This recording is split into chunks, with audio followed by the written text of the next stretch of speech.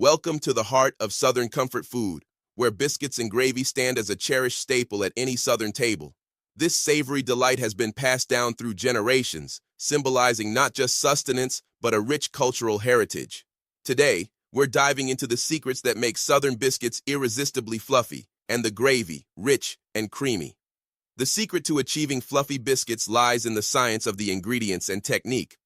The perfect mix starts with cold, high-fat butter mixed with self-rising flour to create tiny pockets of steam while baking, giving the biscuits their signature fluffiness. We'll explore how cutting butter into flour and minimal handling of your dough ensures biscuits stay tender and rise beautifully. Moving on from the biscuits to the gravy, a true Southern gravy isn't just about adding flavor.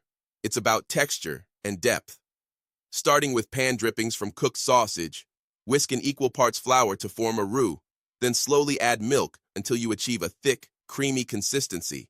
It's the blending of these simple ingredients that creates the perfect complement to your fluffy biscuits. Now, let's bring it all together. Split your warm, fluffy biscuits in half and ladle over the rich, creamy gravy.